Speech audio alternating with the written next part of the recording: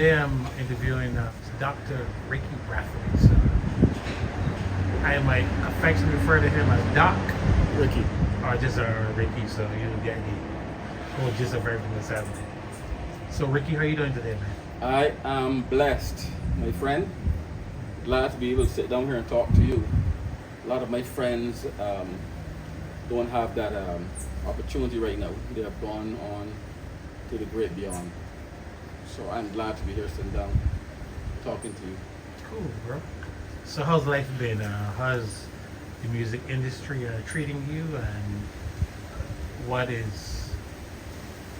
are the plans for the future? The music industry? You mean in Barbados? Yes. Or you mean there's no music industry in Barbados, man? People do events and play at various events, but to label Barbados a place, a music industry or whatever, that is a myth. People survive and that's it. And that's a story in itself. But I play here and there. Just came back from St. Lucia, performing for a friend of mine. He opened his hotel, Ralph Taylor, and he asked me to come over and perform. And I actually ran the whole program because I worked for him for 9.5 years at Ammon Beach Resorts. Apart from that, I lecture at the University of the West Indies here and there. I teach at Barbados Community College. I would say that is my main forte job, whatever the case may be right now. But I do a number of things, and the whole thing is to develop these youngsters and to help them understand that music or whatever didn't start from the middle. You have to start from the beginning.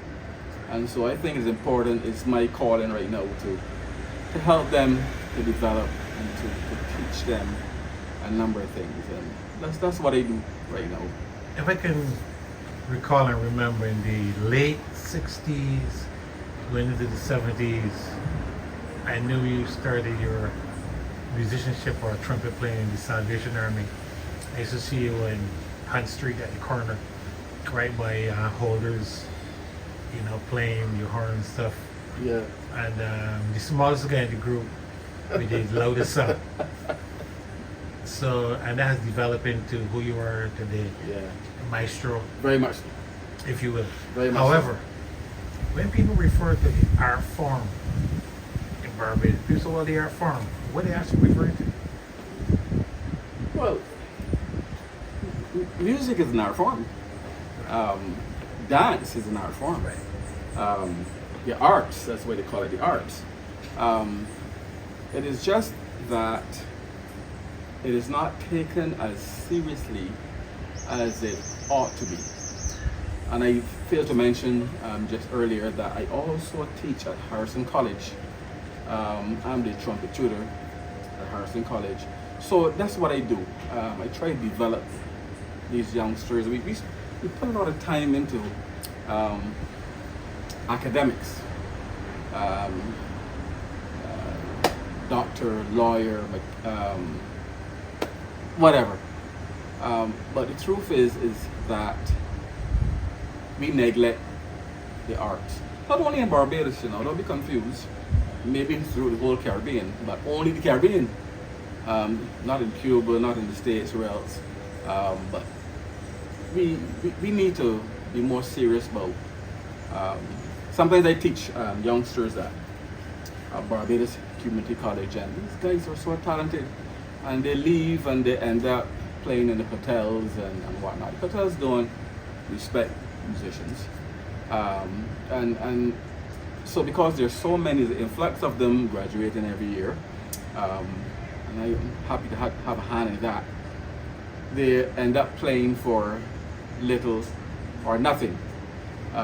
So what I was playing for back in the 80s, they're playing for quarter of that now. So it is not helping to develop the industry at all. I talk to them occasionally about it, but I think that they don't understand. If you haven't gone through it, it's difficult to explain it to them. So But I'll keep on fighting the good fight and hope that something gets through to the heads. Right. So their version of paying dues today basically is not really paying dues, because when we started playing the music circle, Yeah. we were paying dues because some gigs were paying $50, and the fact that we just wanted to play Yeah. and have fun, we didn't care because we were developing ourselves as musicians for the future. But today, the average musician in Barbados, I guess, and I'm going to assume here, that there are no real ensemble or combos, as they call them then, at hotels playing. It's probably a guy with an iPad playing some covers and stuff. Yeah. Take a break, and then the hotel manager here saying, hey, point at my imaginary watch and saying, come on, let's go. So, wouldn't it be easier if musicians get together and say, hey, if we don't get skill or what's supposed to be skill, we ain't playing. But the backbiting, I guess, keeps happening because somebody wanted to play. So they can say, well, he said, what, 50? Okay, we do for 25. Back in the day, it was called back raising. Yeah, it's still called back raising now. Oh, it's so called back raising. Yeah. But I used to be the director of entertainment for Ammon Resorts for close to 10 years. And they tried that with me, the back raising stuff, but it never worked because they forgot that I'm also part of the manager, but I was also part of what the industry. Right. So when persons come to me and say, how much are you paying X? I said, $800. Well, how many men in that band? I said, 6 men, whatever the case may be. They will present, their side of the story. So they will say, but I could do 9 men in my band, and I could do it for 5. You see, it's totally ridiculous. So I will tell them right away, it's good for the company that I could save money, but it's bad for the industry. So I'm not doing that. I'm sorry. Right? And that was it. I never fought for that. Okay, so I'm going to backtrack a bit. Yeah. And let's start at when the actual musical adventure started. I was a member of the police band. Right. You came 2 years after me, and Right. that's how we officially met. Yeah. And you can tell the rest of the story from there. Well, I was in school, secondary school, and I was not even aware of where the police band was located. It was a past director of music, Dr. Christopher Atley, that also became one of the directors of the Salvation Army Band as well. For those who don't know, I saw you brought a little friend with you. What's that called? This is a trumpet, believe it or not. But the regular trumpet would be this long, 4 feet 11 inches. This is a little shorter, but it's the same fingering, it's the same everything. Right. Okay? So I started on a cornet in the police band that was just a little bigger than this. So they're all in the same family, all in the same trumpet family. So my mom, she used to play in Salvation Army Band. My brother used to play in Salvation Army Band. My father was the director of the Salvation Army Band. And sometimes it used to be like a family band. So they would bring home the instruments probably every 2 weeks or so to clean them and so on. So when they left, I would go on the baritone or the tenor horn or the trumpet, and I got to like the trumpet. So my mother would always warn me, do not touch the people's instruments. Here I have no money to pay back for these instruments. But I didn't listen to her. So every time she went out, good thing you didn't. yeah. Every time she went out, I would try to see if I could produce a note on the cornet, and I would blow into it. Not a note. So I thought maybe something's wrong with the instrument. But you have to have something called an embouchure, where you position your lip that you would be able to produce a note. So See? Yeah. Right. So after about a week or so, I start to produce notes on the trumpet and got pretty high too. And was able to look in the book that they were bringing home as well and see how to finger C, D, E, F, G, A, B, C, how to finger the notes. I realized you have to use your lips and your diaphragm to get higher notes and air, right? I figured all of that out on my own. So then my mom came home one day and I told her, Mom, you know I can play C scale. He said, play what C scale what? And we don't take trouble in the people's instruments. So I said, go and bring the trumpet and let me hear you play the C scale. And I came back with the trumpet and played C scale and she was so shocked. She had water in her eyes, believe it or not. So from there then, I started to practice and they allowed me to practice. My father taught me a few things and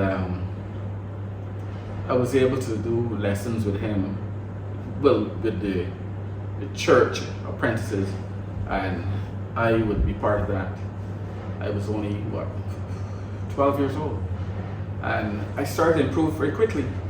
So then they say, you know what, the best thing to do is to come and sit next to the trumpet players in the Salvation Army band.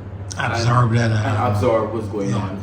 And maybe you can play by yourself at some point in time. But then something like a month, I was actually playing and reading the music. Right? So that's how it started. And then from there, the director of the police band, one of the past directors of the police band, he was also the one of the directors in the Salvation Army band. Right. And he wrote an application to the Commissioner of Police back then and asked me to write it over in my handwriting. And I did so, and a year passed and I didn't hear anything, so I gave up on it. Yeah. And then one year a police car came and blew and put me in the back and took me to the police band barracks. Yeah. And that's how my whole career started. If I may add my little piece, historically for me, I did an interview in '69 and I didn't pay any attention to it. Because Prince Cave was a friend of my dad. He used to play his ensemble. Right. And that was one morning to get ready to go and the community passed the school out and getting ready to play. And I heard phone rang. I said, to get dressed, you're going up to St. Cecilia Bar. So I was like, man, I don't want to do that. But similar story. I had to listen to the appearance and or your guardians at that point. And within 6 months, I played out in the police band. Right. So it had to be talent, hidden talent that you didn't know you have. Correct. Until you get into the environment. Yes. And how I got to learn to play in the police band quickly was whenever the big band was rehearsing, I knew my instrument was the saxophone, so I was absorbing the saxophone parts. So when I get my chance to play, that's how it happened. So Prince Cave saw talent in certain cadets, you for one, me, and guys like that we knew, like the former director of music, Keith Ellis, guys like that, Smokey and whomever, you know, and we just, you know, did what we had to do because the love of music put us in that position. Right. So you never brought me back to you. When did you start playing with the actual police band? When did I start playing the actual police band? Yeah, the big band. So I joined as a cadet, BC 17 BRATHWAITE, if I remember correctly. And after about 6 months, I got so good, I think I might say that they asked me to play with the big band. And it was so difficult at that point in time, you would know, to get into the big band. You had to be able to play. And read. Huh? And read. And read. Yeah. Right. So, you know, I started rehearsing the big band, started to play with the big band, everybody in long pants and whatever, and in short pants. Feeling a little strange, everybody in long pants and striped, and then in the short pants. Same tops, but short pants. So after I joined the police band, about 40 and a half actually. I turned 15 after I got into the band. And and everything evolved from there. Yeah, but I'd also like to add, if you probably can recall, Herbert Walker Herbert Walker was of the one course. that saw your talent Yes. and Well, totally directed music. Yes. This guy needs to be in a uniform playing the police band. That is true. I actually forgot that. Right. Yeah, He mentored a lot. Your memory is so good. Yeah. I actually forgot that. But I kind of want to give credit to both Sergeant Herbie Walker and also to Inspector Lovell. They both have passed on now and playing in the Headley Band. Yeah. But I remember they would be checking me and I didn't know. So Herbie Walker and said, go and get, go. He used to stammer a lot. He was go and rough it, go and get the tutor and come back to the practice room. Yeah. So I would go to find the tutor wherever it is. The tutor is a big thick book with all the technical stuff in it. And then he will run me through different things and explain how not to do this and to do this instead. And he was a strange character because if you did something more than once that he told you not to do, he would actually hit you in the head with whatever he finds in his hand. And we had something called a wind iron that used to hold the music down from moving. And I remember he hit one of the other trumpet players right in the middle of his head right here. Yeah. Blood started flowing on the uniform shirt. Yeah. So, but after that, guys would still say, "I gladly studied with her." Yeah. Inspector Lovell now, Yeah. who I ended up studying with in New York, strange enough. He took me under his wings as well. He taught me how to double tongue and triple tongue. He double tongue, triple tongue. And so between the two of those, let me tell you, these guys could play. Because I remember, and I can give this story very quickly, some new model cornets came into the police band, and I know the big boys were going to get those. So I decided, well, I'm not even going to try to ask or agitate for a new one. I am going to try to get one that Keith is playing or Aaron Thomas, one of the good ones but old. So I went, tried to make my case in the inspector's office, and I brought the trumpet, rubber band around the key here and all kind of things like that. And the man said, "Brathwaite, what, you heard the new trumpets came, right?" I said, "But this trumpet is hurting my stomach when I play it now, He said, "Let me sit here, man." He said, "I haven't played for so long, man." Then this man started to play. I was embarrassed. And he gave it back to me. He said, "Just won't play, man." And that is a true story. Yeah. Well, Gordon Lovell was kind of the unsung hero in the police band because he was very kind of conservative looking, and no one knew how good the guy was on trumpet. Herbie got all the bravado, but Gordon was because he was guy. loud. He talked a lot, and he was always like, in your face. But I remember the time I heard Herbie warming up. I was like, God, it sounded like Al Hurt. Smooth. I was like, wow. Something else. These guys were so good that Never get credit, man. Right. Never got credit outside the police band. And that's the whole thing that even Ernie Small knew how good he was. Yeah. That Ernie Small used to give credit to guys like Herbie and stuff like that. We kind of left the police band at the same time. That is true. We sort of kind of outlive. We kind of saw where There's some limitations. Yeah, there's only so far you you can go. Yeah. And promotion wise, it was like people ahead of you. Yeah. And it wasn't based on skill. Yeah. How good you were. Politics are. and some boy had to die. Right, it was based on it was based on time. Yeah. And I remember Prince calling me and saying, "Why you leaving?" I said, "Well," he said, "Yeah, I understand. Do what you gotta do, and good luck." Yeah. And I guess you got the same information or the same message passed on to you. But those were the police band days. So I'm going to segue now into local bands. Okay. Like, we started in the music circle, then we drifted off after that, and we had our own careers. What was your career like? Well, we were all in the music circle. We were all teenagers. Yeah. But we were kicking.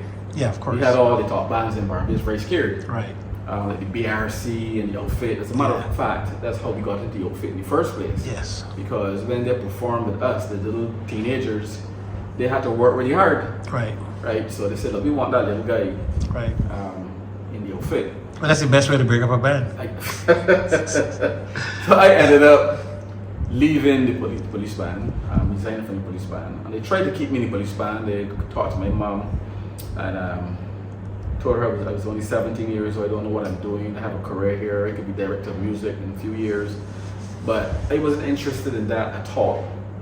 Now, then, nor never, right? So all I wanted to do was play and to be able to improvise and do certain things that I really couldn't even do in the police band either.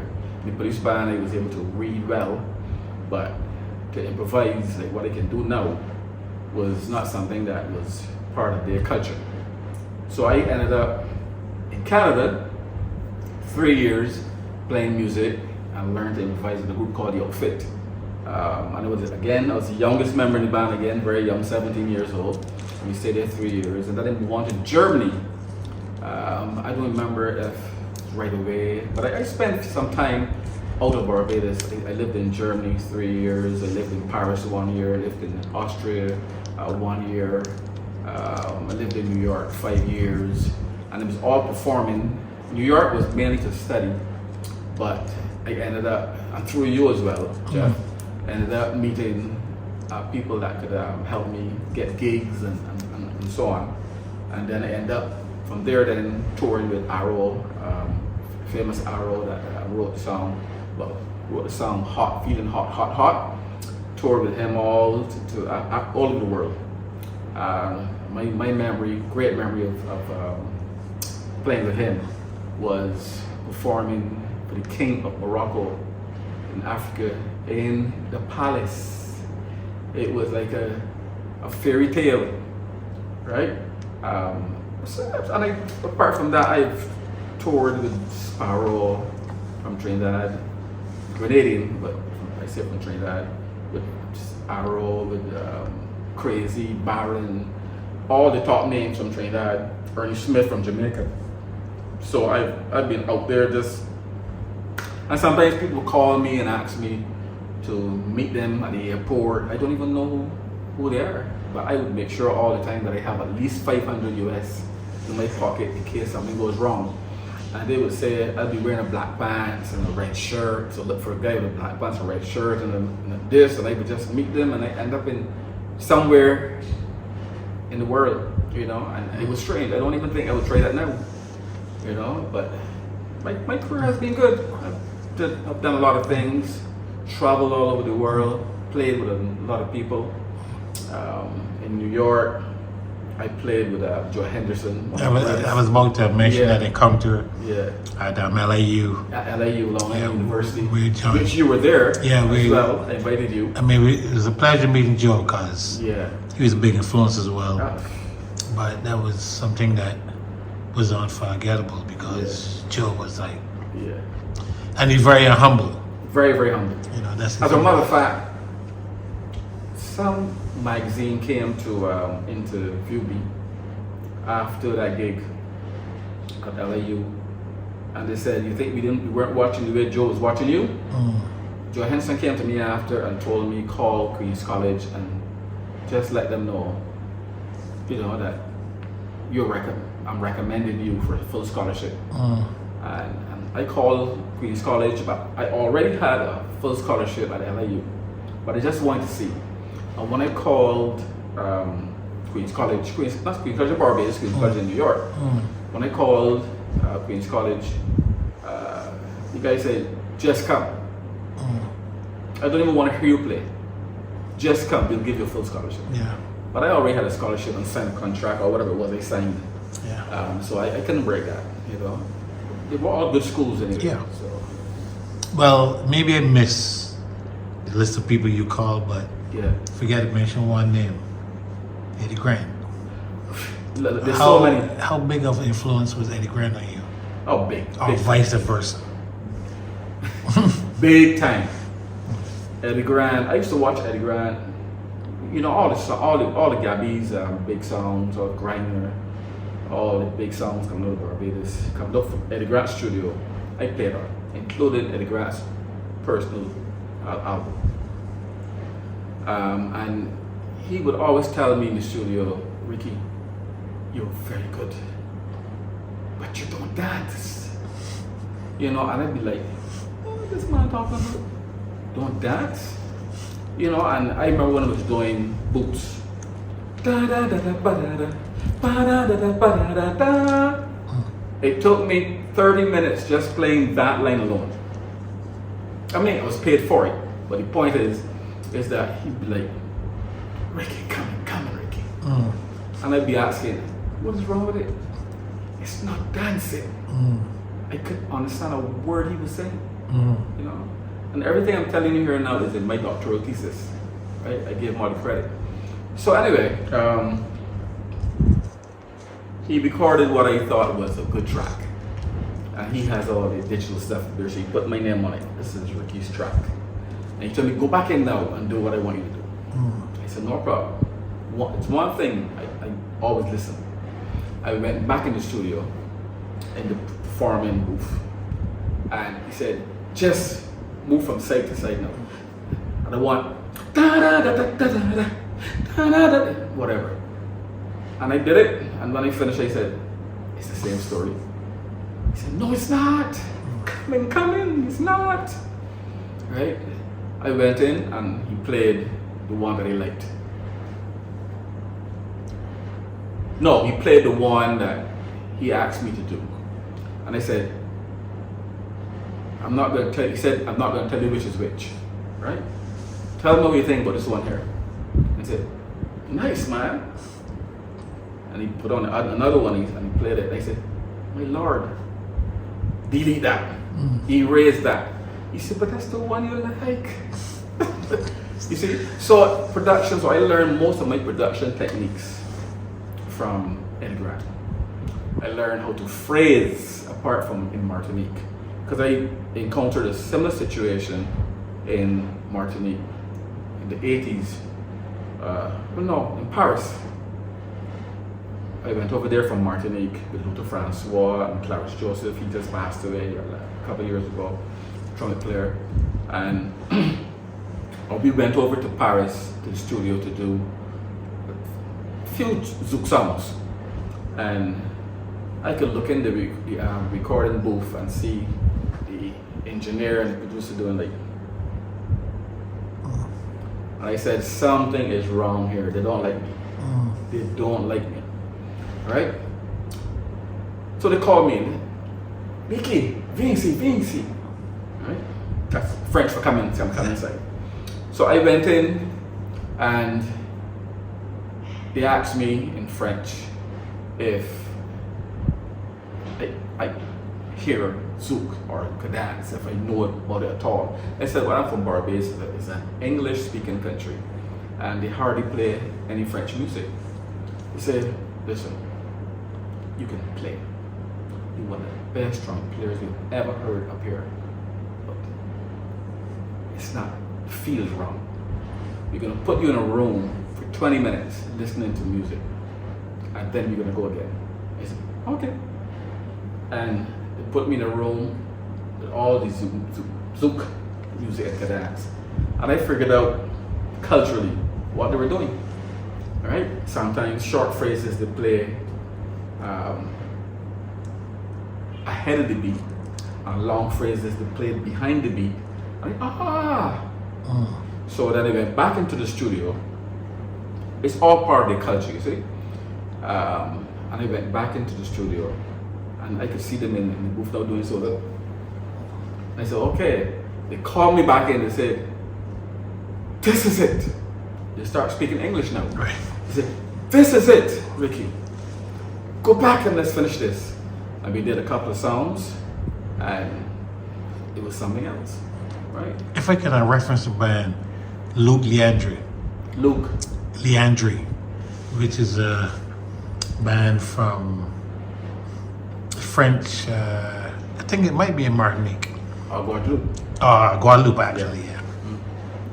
And the same kind of phrase you're talking about is the long phrases versus the short phrases behind the beat and off the beat and stuff. All part of the speech patterns. You know, that is what I wrote on in my PhD thesis. Yeah. All part of the way we speak. Right. And it's a whole cultural thing that you can't just interpret it in one day. It is it's like a lived experience. Right. And you have to go to that particular place, live there for 6 months at least, Right. to really understand what they're doing. The only reason I captured their cultural phrases quickly is because of being a good musician. So I was able to understand what they were doing, Right. and I immersed myself into it, and all I heard was zouk. So that when I went back playing soca, I was actually playing now too far behind the beat. Right. You see, so it's a cultural thing. So the question is, what is spooge and what's wrong with spooge? Okay. The question is, what is spooge and what is wrong with spooge? There's nothing wrong with spooge. What is spooge? Spooge is a Bajan beat, a Bajan genre that we have very little respect for. That is what I can say about spooge. Spooge came about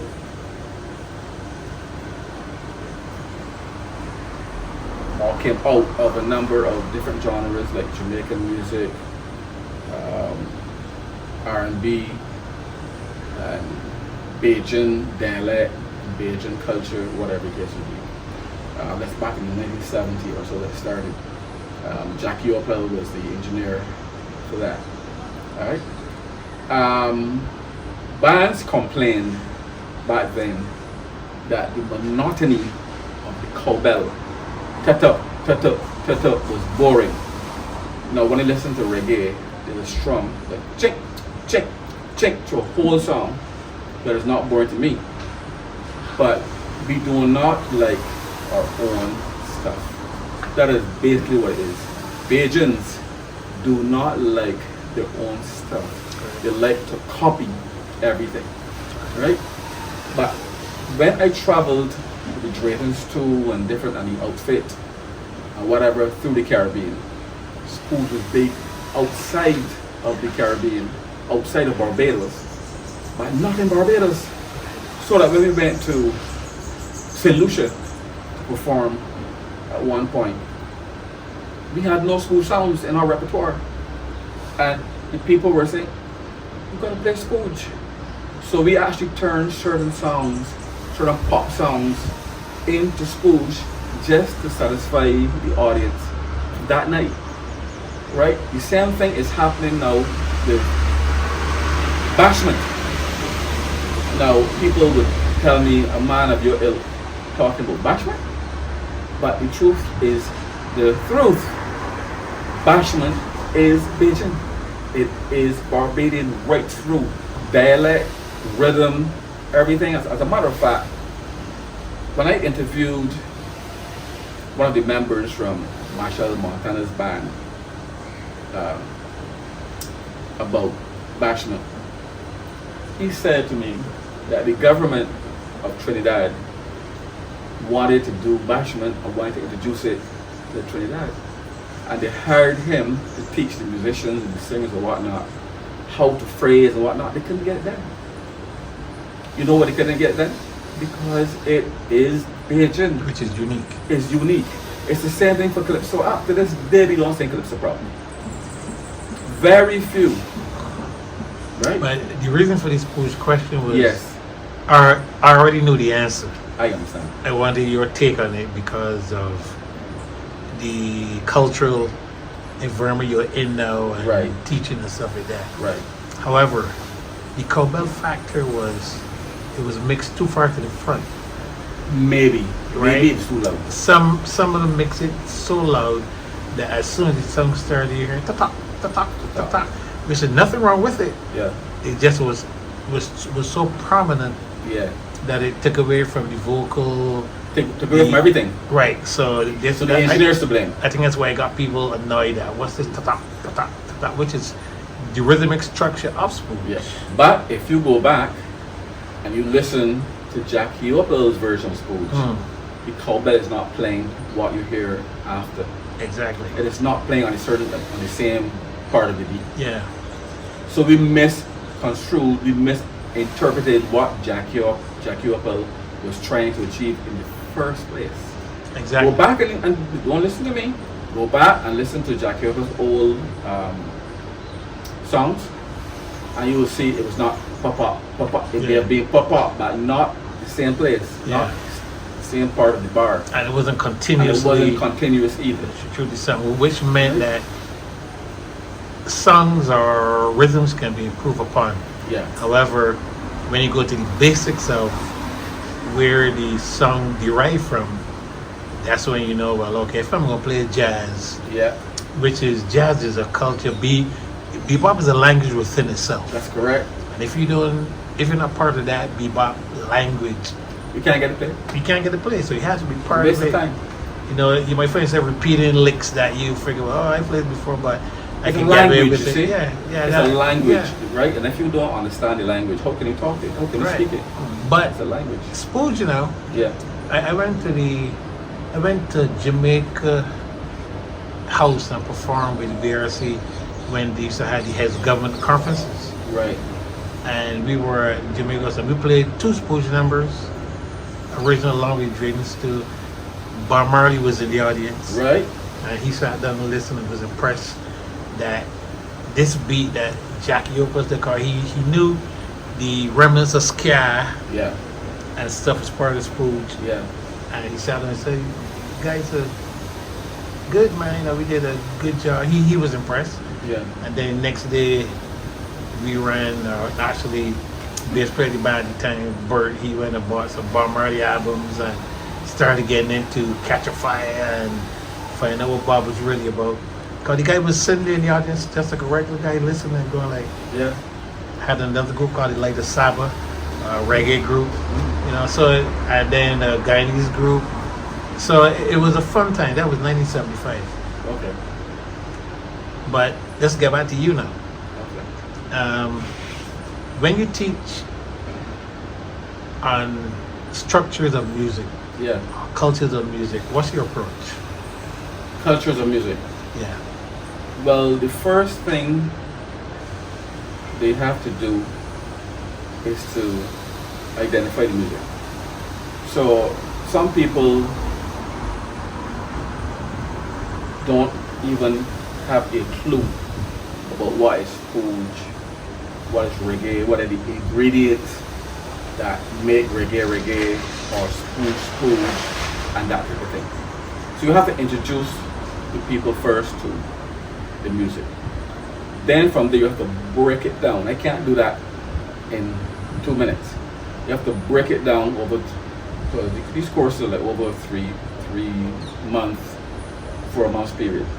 You have to break it down every week and do it in such a way that you don't lose the students, right? Because they're not particularly interested in Caribbean music, one. They're more into pop and hip hop and that type of thing, or rap or whatnot.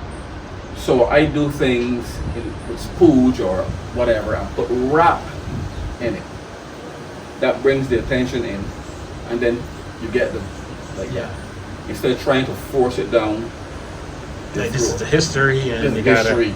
This is the do program. whatever. You're gonna get grade here, whatever. Yeah. So I take a approach that is maybe unique. I don't know, right? So that I could bring the students in. Then we get them in now. I have other classes like music classes that play the music now. And they bring in some of those cultures into the music, and they start to improve right away. Instead of limiting themselves to any particular genre or type of music or whatever, cover the whole spectrum, and then later on you can decide now if you want to play jazz, spooge, reggae, the case may be, but at least you'll be educated enough to know how you can mix certain ingredients together to get something that might be unique, might be different.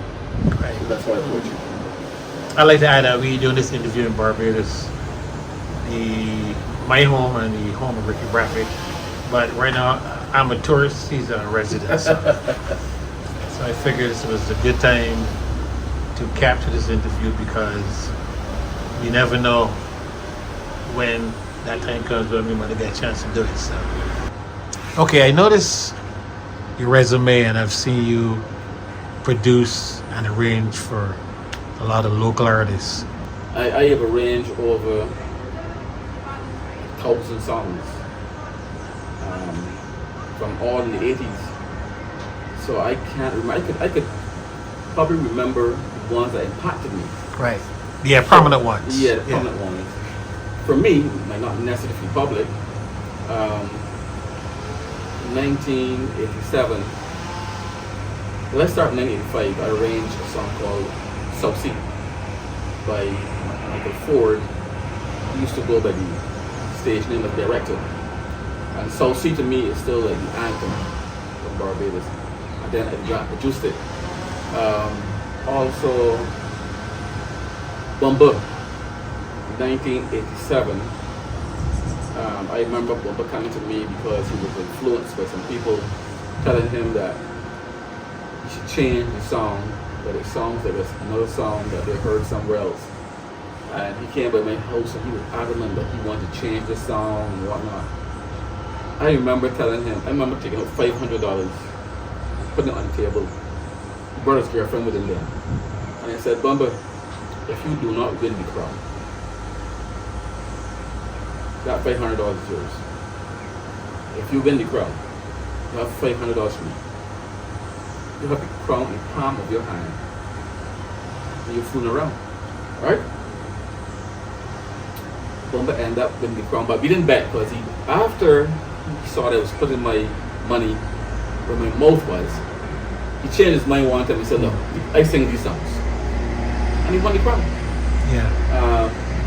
I enjoyed working with Aziza in 2016. She won the crown as well. She was very easy to work with. Very simple person, very nice person. And Viper, a good writer, he Watt Green, and he wrote the song. He told me, look, Ricky, just do what you want with this song. Here's the basics. When I finished with the song in the studio, she came in the studio and I played the song. The finished product, she was crying. She went in the corner of the studio and cried like a baby. She was that happy. I also arranged and produced Classic. He won the crown again too in 2018 when they changed the format to one song only. And one song, I think that's what it's called. And he won the crown as well. But I arranged for so many people I cannot remember. I produced Gabby, arranged and produced Gabby. Can't remember what year that was, but that's Obama Kill Osama. Who else? Arranged and produced for Punka. Arranged and produced for even the guy Karu that did Bow Wow Wow But Down My Dog Show. I arranged and produced that, and Gabby and I who we were the ones who sang the background vocals, right? I mean, just about almost every artist back then I arranged and produced for. But there's so many. Black Pond came to my studio a couple of years ago, and he said, "Remember that song that you arranged and produced for me?" I said, "I produced for you? Can't remember. There's so many." So he sent it to me, right? And he put it on YouTube. So I said, "That's definitely my arrangement," but I cannot recall ever doing it. I was about to ask you. Yeah. How can someone tell a Ricky Brathwaite arrangement? Well, I don't know how. I don't know, but I can tell my own arrangements. I know that I use certain chords and structures and certain phrases that would complement the vocal and not take away. So when I hear it, I could actually tell that that is my arrangement. There are people like Vincentians that came to me that they produced my studio, that they would come in and say, "Ricky, give me a Vinci song, huh?" And they would know exactly what to do to achieve that. And that's one reason. And the reason for that is because I worked with a Vincentian band called the Rebel Band in New York for 5 years. Great band, right? And I picked up their rhythms. pick up their feel, right? From working with Eddie Grant, I pick up his feel. From working with Sparrow and Arrow, Arrow was even the greatest thing that ever happened to me in performing, because his whole band was comprised of people from different parts of the world. That's why he called it the multinational force band. So Cecilia from Brazil, Ricky Brass from Barbados, Ricardo Anthony from Antigua, and I could go on, and not one person from Trinidad. And he explained to me why, but I'm not going to do it here, right? And everybody brought their own culture, but the keyboard player was from Montserrat, so he was able to pull Roland. So he was able to pull everything together to have more like a Montserrat-based sound, right? And then everybody would just put the icing on the cake after that. So that was the success of Arrow, his band, and his music, having different cultures mixed in there. That's the beauty of our culture. Yeah. That each person brings their own voice Yeah. to the conversation. Yeah. And then the result is like, wow, Hence, that is why I study culture. Mm. I did associate degree in music in New York, Kingsburg Community College. Then I got a full scholarship to LIU, and I did music there as well, and music education. And then I came home to Barbados, and there's no music in Barbados, so I didn't know what to take up next. And then UE sent about 12 students to me in a particular course, and I heard them talking about how difficult cultural studies is, and I broke up this buddy and the wife, this buddy and the girlfriend, and this buddy. And I said, well, I want to do that. And they laugh, and I ended up doing a master's in cultural studies, and then I went straight on to do a PhD in cultural studies. So I understand the behavior of culture, because we didn't study Bajan culture alone, We studied the Americas, which is North America, Central America, South America, Europe, Caribbean, and so that was intriguing, and I have a great understanding of cultures from studying culture. So Interesting. yeah. So let's talk about your solo albums. Oh yeah. Featuring your music and maybe some covers you did. And I remember Super Sad, and one of the hits you had locally, I guess, would be Roxy Roundabout. No, that's Roxy Roundabout is Adrian Clark. Adrian I Clark. played on that, Yeah. but I have a track from off my last album, City Life, that has been on CBC, playing on CBC, Right. around Bridgetown. Right. That has been playing. That's what I meant to say, but I No said problem. Roxy Roundabout. That has been playing. People would tell me that it played something like 6 times a day, video. And again, that was deliberate because it was cultural around Bridgetown, right? So I did everything that was Barbadian in there, with the exception of the solos, which obviously the soloing would be more American or whatever. But it was mainly Bajan culture. So that people were able to connect to it. See, so that was it. Yeah. When we approach our own music, sometimes we could be the biggest critics of our own music because of the perfection you're looking for. And you tend to wonder sometimes, somebody might not like this, and then you get to realize that they like what you do, even though you're still not satisfied because of musically. Right, the perfection that you actually want to do. I would add, when I played on Arrow's album in New York, I think the name of the album was Pump Me Up. All the musicians in the room were keeping noise about a song called Ola Soka, because it had, but everybody liked that because musically it was strong. When Arrow came outside, I said, Arrow, that's not the hit, He said, Ricky, why you the genius on hits now? Right? I said, pump me up, you hit. Simple. Simple, no fancy chords. People can relate to that. As Eddie Grant would tell you, this is not for aliens, you know. It's for people. So that's what you do. Just keep it simple. I'm talking to you now, I'm using simple words. I'm not saying, I'm not elaborating on any big words to make people believe that I'm so educated, right? Keep it simple. And if you do that in life too, life, I find that when you do that, that you become successful, right? When you try to prove things, and you can mix genres, but that doesn't mean you have to put 10 diminished chords in there and big chords and whatnot. Just keep it simple, that people could understand. But it doesn't have to be mediocre. That's what people get confused with. I see you're right on the money with that, because if you listen to Jackie Opal's songs like No Use. Simple chords, simple melody. Voice is strong. Simple hook. Yeah. And people gotta want a nice little vibe. Diggy diggy diggy diggy diggy dum. Diggy diggy diggy diggy dum. That you can sing. That the average person could sing, and it doesn't give them trouble to sing it. If you check, feeling hot, hot, hot. Right. Feeling hot, hot, hot. Very, very simple. Yeah, simple, yeah. Millions of dollars. Our used to pull a check out sometimes if we were in Africa, right?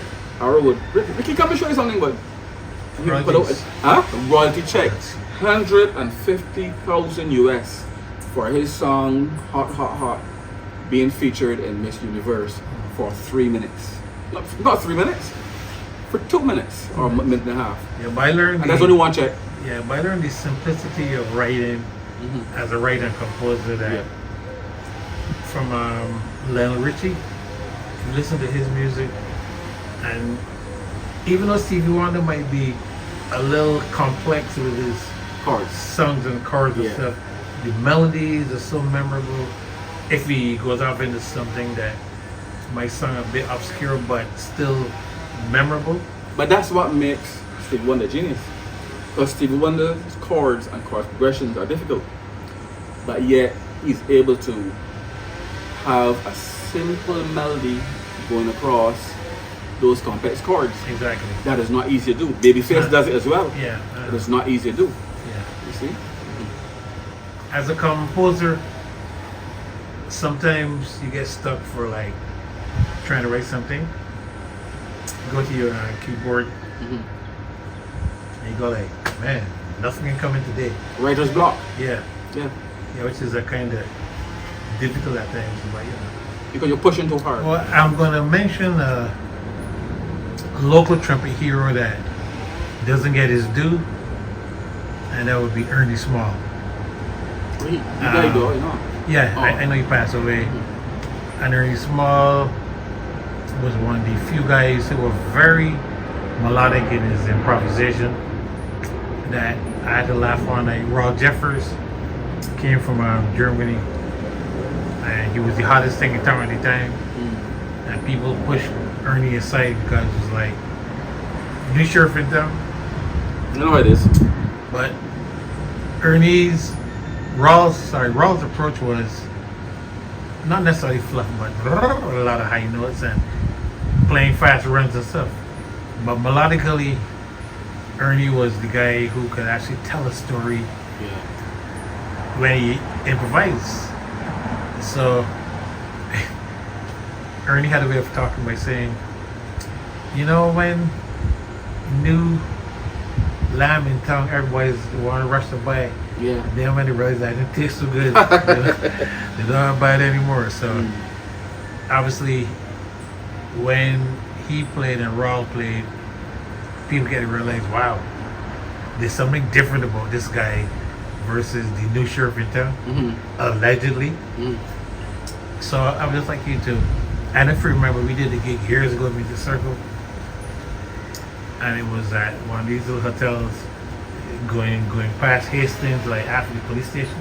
And we played, and Ernie came up and said, you young boys sound really good, you know, you got a big future ahead of you. And if you remember that, I don't. Right, I can't remember all those things. he was supposed to play after us, and he was like, cause the music circle was Slamming. slapping. He Teenager was like, band. he was like, wow, you know, you guys sound really good, and you know, explain the who influenced you locally on the scene as a trumpet player, which there weren't too many, and who influenced you internationally and who you studied. Well, I would have mentioned earlier, but guys in the police band, Sergeant Walker, Inspector Lovell. But there was another guy in the police band called Aaron Thomas that I used to love to watch him perform with his BRC, and you know, he was just tall, good looking, and he would spin the trumpet, man, and that was something else. I ended up doing it, and then the trumpet more peaceful one night in Canada, hit somebody in the head, and I decided, oh dear Lord, never again. I'm spinning no horn again, right? But I would say Aaron Thomas. Then in Barbados now, the guy from the Troubadours, Alfie, Raymond Blake, I think that he was special as well. He ended up coming to a lot of my stuff and telling me, man, Ricky, man, teach me this and teach me that. But I still have a lot of respect for him because Nice guy. he was one of the cleanest of them. Then there was a guy called Kurt Dalloway. He used to play the BRC, and he was a high note guy. Then after he started playing those notes, they weren't high anymore. But the point is that when I was in police band, that was special to me. I was only 15 years old. I mean, this man all up in triple E playing that kind of thing. But then Alfie, Raymond Blake he didn't play up there, but he was clean. I mean, hardly made a mistake. Now that's the local part of it. Heavily influenced by Hugh Masekela. Oh, that's what it is? Okay. Overseas now, I studied with about 5 trumpet players that the schools paid for. So I could have picked or chosen whoever I want to study with. I talked to Freddie Hubbard, and Freddie Hubbard said, man, Ricky, man, I can't teach, man. You know, what's in my head, I can't get over to people. I said, man, just study me alone. I didn't care. But he didn't like teaching.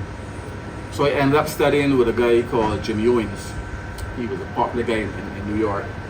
And he too started telling me, man, you can play, man. I don't know you need me. I said, I need you for phrasing, just phrasing, and this and next and third. Until one day he heard me playing high notes, and he was like, he ran down the stairs in a towel. Who was that? I said, that was me. Let's do some of that. But really and truly, he wanted to learn how I was doing it. You see? And you had warned me about that as well, and I didn't believe it because you're coming from a little place called Barbados. You really don't see yourself as too big or amount to anything really and truly. But the main person I would say that I studied with a guy who a friend of Winter Marcellus, white guy, that only he and Winton got scholarships in the whole United States on trumpet. He said he would introduce me to Winton. Well, I mean, I met Winton after the fact. I have a picture of my studio with Winton me. But the person that really, I think, is impactful to me is a fellow called John Faddis. John Faddis is like the highest trumpet player in terms of high notes to me in the world. He just stays there and hits the world up there, and I was amazed. He came to my school, Long Island University, and put on a workshop, and the band played, and I was the lead trumpet player in the band, and he hold a note, bah, and got me up there holding note C for a long time just to see what I can do. And I just fall in and give up. And he showed at me, what are you doing? You're supposed to hold the note. And he was very arrogant. You know, you're supposed to hold the note, what are you doing? Right? But after that, he realized that he didn't embarrass me because I had like 350 people watching in the hall.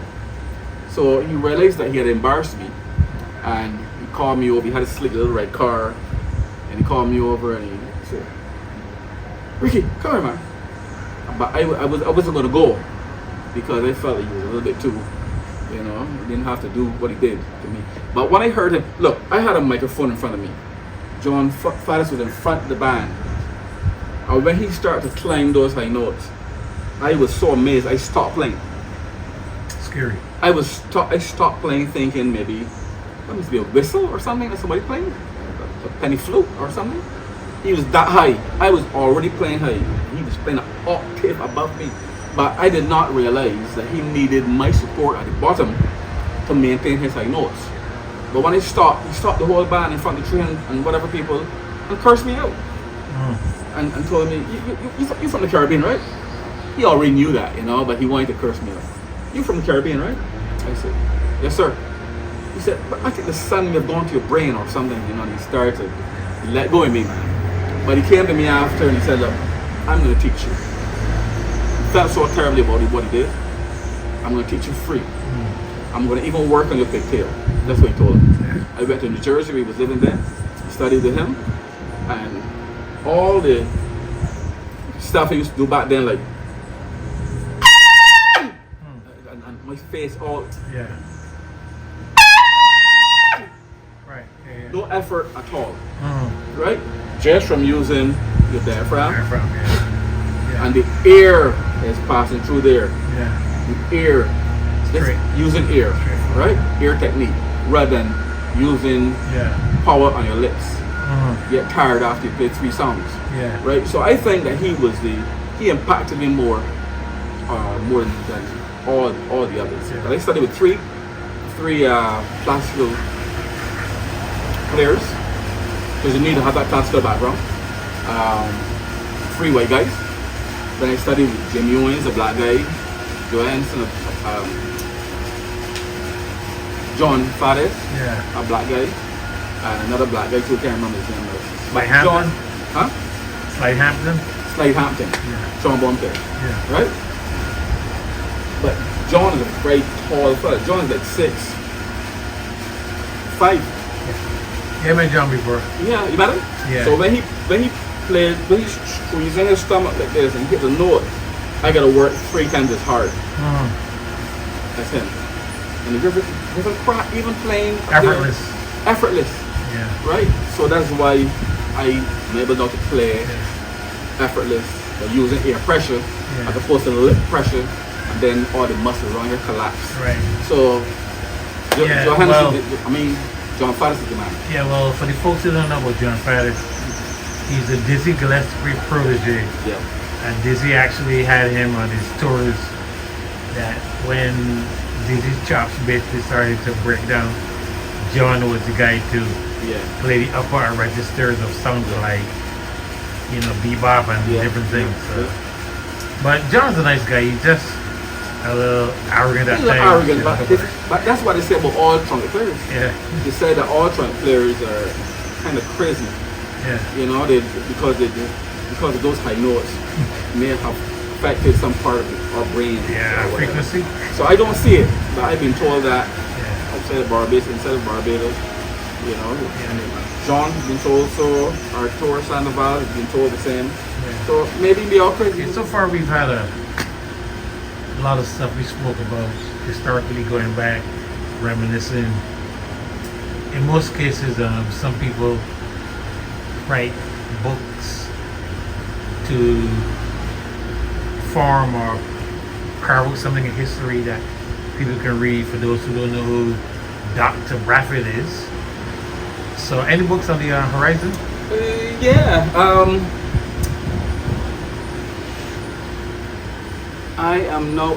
I've been writing now my bibliography. What's it called? Biography. Bibliography is books, is thesis. For the last 4 years. I keep remembering things all the time. I'm picking at it. And then like talking to you here now, you just mentioned something with the police band that I didn't remember. I gotta go back there now and put that in. Right? So, but it is technically finished. So all I do is just insert little parts now. And I want to make it interesting and funny and not just so serious. So the working title of the book is Blowing Through the Thick Black Smoke. Blowing through the thick black smoke. In other words, the things that I had to go through to get to the level I am at right now is something else. In actual fact, if I had to start now and do it again, I probably won't do it. Right? Because you get shut down here, this door closed here, and you know, and that type of thing. And you have to be smart enough to go through the middle all the time, especially here in Barbados. In Barbados, I think I've spent more time outside than here, I think. But in Barbados, it's so political, right? That people that should be celebrated are not celebrated, right? Only a few, because of this connection, this political affiliation, that type of thing. It should not be. It should not be. So what we do is we stifle creativity in Barbados. So that's why I go out. I'm heading off to Antigua shortly. I just came back from St. Lucia. I don't put it on Facebook. I don't put it on IG. That's my business, right? I don't have to put it. I'm going to the bathroom now on Facebook. To me, it's so silly, right? So I do things, right? And I perform, and I'm getting ready to perform even more now. I have some calls from two of my past band members that they want to put together a side with me again. Said, BRATHWAITE, man, you gotta play. I was just talking to a big name cross there that's saying that you got more technique than him on saxophone and this next thing third, but the people gotta hear you. So I want to do something for the locals. In actual fact, I want to do the BRATHWAITE in concert in Barbados every year. And I want to have Creole inflections. So in other words, I want to have the drummer I'm going to be playing with in Antigua shortly. He used to play with me with Arrow, Rico. I want to have him from Antigua in the band. I just came back from St. Lucia playing with a guy called David Fritz. He's really a lawyer as well. I've never heard keyboards like that, piano playing like that since Adrian Clark. I would want to bring him over and a few friends and even yourself, and have the BRATHWAITE in concert annually, right? And so I don't sit down and wait for people to call me. Right. You see, I create my own gigs, right? If you sit down and wait for somebody to call you, you might not get a call. Okay. So the same thing as the book. This is the initial question you asked. The book, I'm working on that now. I've contacted a few people in terms of helping me to pay for it, because I know it's going to be expensive to bring books in and they're going to charge you this next and third. So I'm working on that right now, right? But that is going to be like the next big picture in my life of many pictures. I really want to be a coffee table book. You understand what I'm saying? I have 3 albums to my name, three CD albums. The great Eddie Grant did one of them.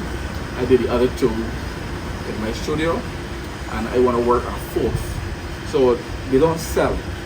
I can tell you that now. They don't sell one here and one there and one there. But the thing is that this is what is inside of me. I want to get it out. And you never know. One day somebody might take up a song and say, I want to use it in a movie, or whatever the case may be. But I don't sit back and say, but I didn't make money in the first one, so I'm not doing the second one. That's not how I operate. I keep producing, right? Yeah, the phone can ring at any time with the good news, and you go like, wow, I never thought, maybe after 5 years. Yeah. It's just like years ago, I ended up with a band, my band, playing on the hotel circuit keyboards. I hadn't touched the trumpet for about 6 months. A great player from St. Lucia that lives in Martinique now, called Luther Francois, saxophone player, came to Barbados to record a movie soundtrack and called me up to play on the movie soundtrack. And I didn't even know where the horn was. So I told him, and he cursed me out. I mean, raw words, right? And I said, well, I really care. So he said, Ricky, find the trumpet, practice for 1 week, I'm leaving in 3 weeks, and get your chops together, because nobody else is playing on this track. And he said, but there are other trumpet players out there in the Caribbean, man. He said, I want you. So he threatened to break my foot and my hands and all that type of thing. And I ended up finding the trumpet. The valves wouldn't move, so I had to get a hammer, put some cloth here, and hit them down, and then they stayed down, wouldn't come up. So I had to unscrew and take them out and do all the things to get the horn thing. Then I practiced and whatnot. So I ended up being able to play, but not high notes, because you have to build back those muscles here again.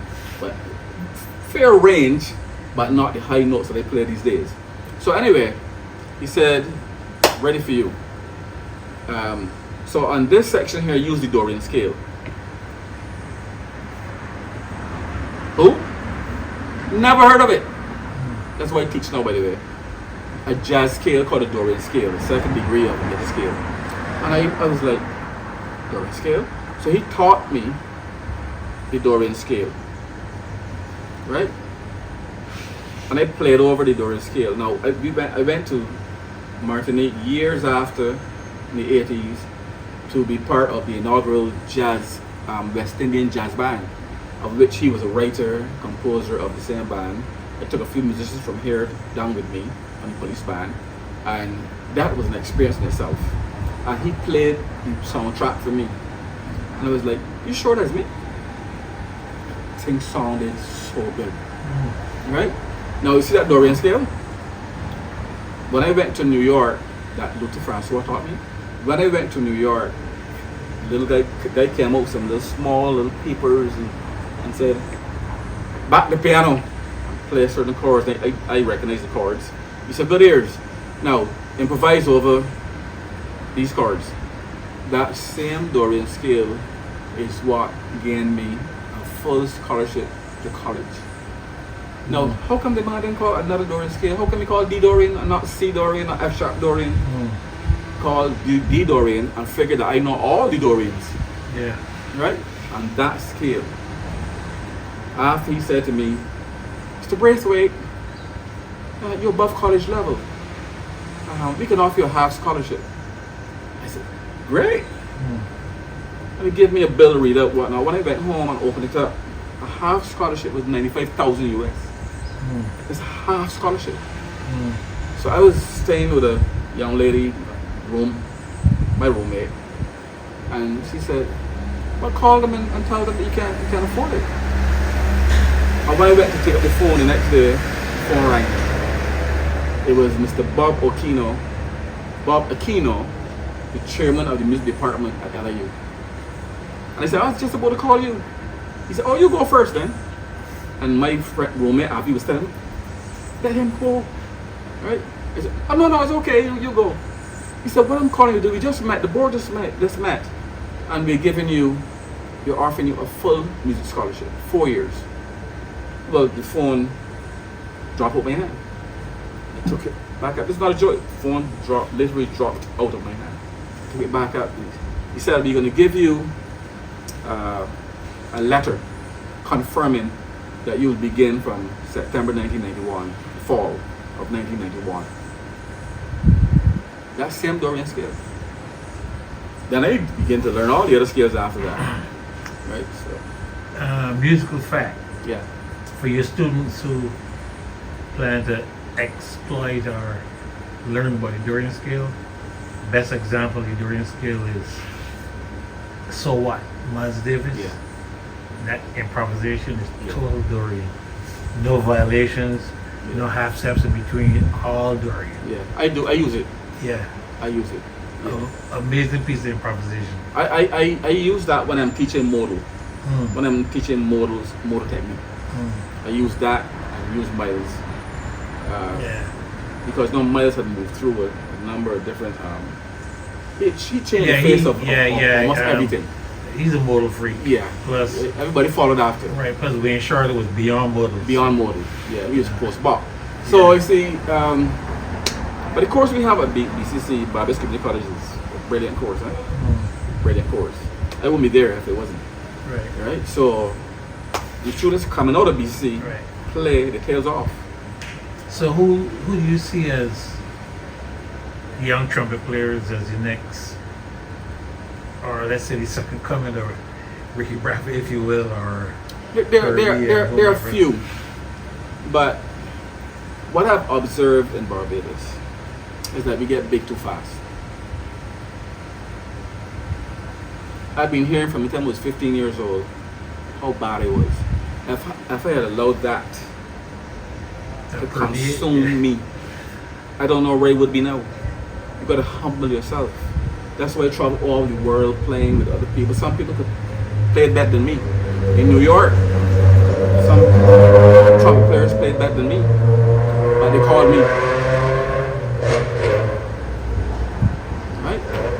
They called me because I didn't turn up drunk. I didn't get on like an idiot, swearing and want to fight.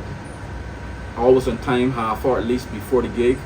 So that's how I was able to penetrate. Presentable, looking right, like you said, right? Yeah. And that was major in my whole career. Yeah. Right? Don't let anybody confuse your head. And I had a lot of write-ups. I got newspaper clippings up to here, full page articles and whatnot.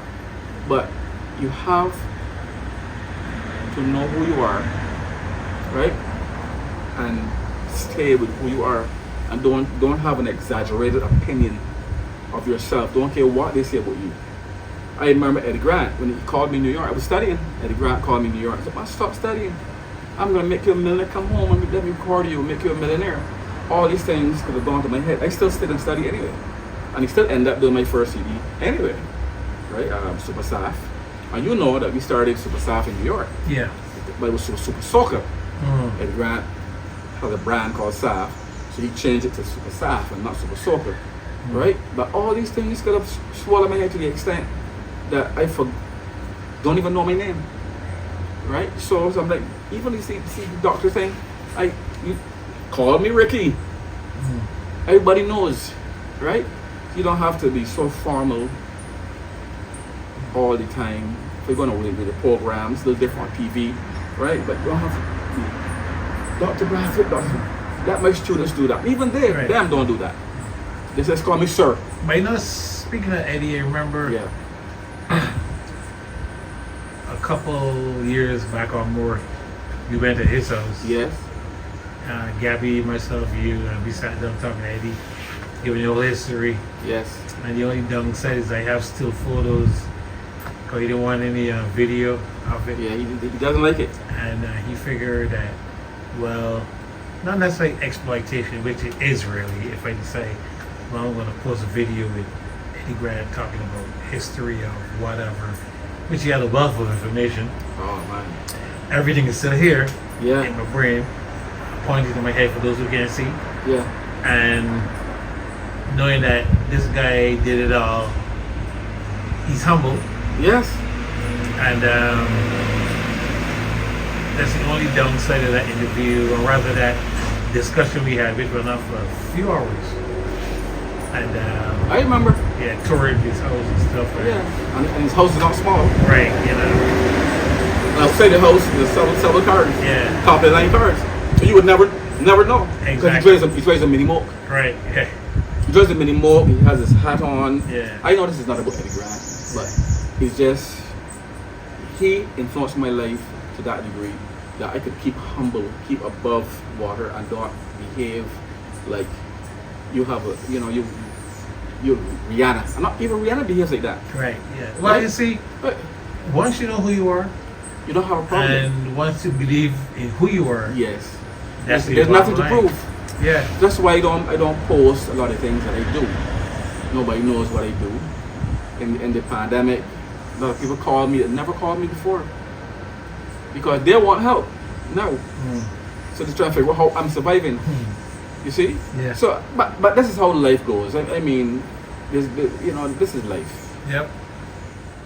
Okay, Rick, we've been talking for quite a while, and thank you very much. Right, and the burning question is, how do you want to be remembered, and what's your legacy? That's the most difficult question that you have asked so far, Adia. Legacy, I don't know. I really don't know. I have no idea. Everything that I've done, I've tried to do it to some degree of excellence.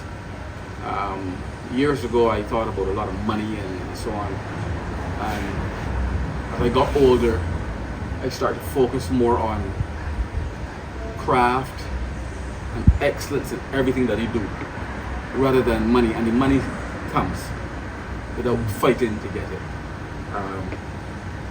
Once I'm able to impart a lot of my experience and knowledge to the younger musicians, and they don't have to be trumpet players, I will feel that my purpose on earth here was fulfilled. Right? I mean, out of music, I was able to build a nice house, buy a nice vehicle, that type of thing. Then after the fact, you realize that those things are really just, really mean nothing. Materialistic. It's just materialistic, you know. So, and I'm not just saying this for the camera, right? So I just do things now that I enjoy doing, things that bring pleasure, and not only, and spiritually as well. So if I'm asked to teach somebody, and the first day that I'm teaching them, they're not right. They're just not right spiritually, and they're just not right. That's the end of that lesson. That's the end of that course, right? So, as usual, people are going to go out and talk. The BRATHWAITE think he is this and he is that, but my mental health is very important to me, and so I keep away from news. I eat certain things, and I don't eat certain things. I live simple, very simple, and my whole thing is to give back. It's to give back. I've been lucky. That's why I want to give back. I've been very lucky. Some people say, you know, you just end up doing the. I don't know. When I left, and you know this, when I left the police band at 17 years old, I had no idea what I was going to do next. But I just knew it wasn't right. I'm not saying the police band is not a good place to be. I'm saying for me, it was a dead end and it was not right. Right? So I think we made the same decision. yeah, around the same time. So I left, and months after I ended up asking to come to Canada. And they tricked me because I know I was very young and told me it was only for 3 months. Because they knew that if they told me that for a year, 2 years, 3 years the case would be, that I would not want to go. You know, I'm gonna miss my little girlfriend here or that type of thing, you know? My parents ended up in Chicoutimi in French Canada, and we were there 3 years. That's where we met on the road. That's where we met on the road, right? You were with the BRC, and I was with the outfit, right? So that is what I would want to be remembered for.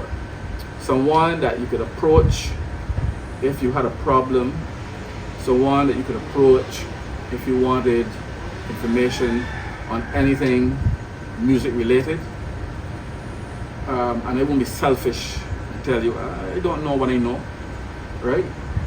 There are people that contact me outside of Barbados on trumpet related matters. I don't know who they are, and I put back in Facebook, just use this, use the diaphragm here, use wind here, build the muscles around here that we call chops. I don't know who they are. I didn't tell them, oh, that would cost you $50. You share. I just share. So those are things that when I was 21, 22, I didn't understand. You know, after you pass 50 and that type of thing, you start seeing things from a different perspective and in a different light.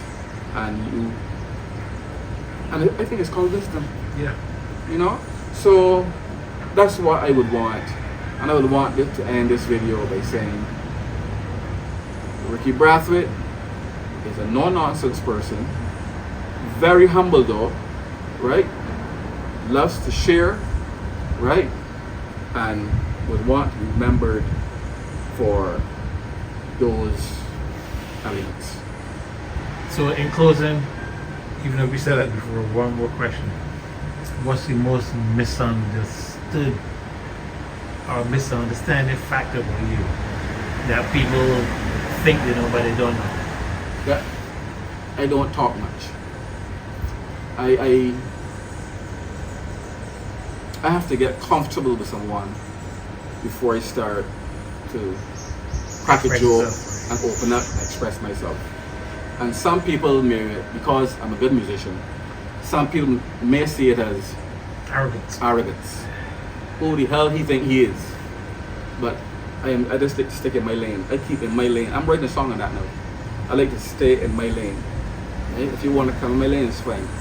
But I stay in my lane and I don't get into trouble. Right? And so that's it.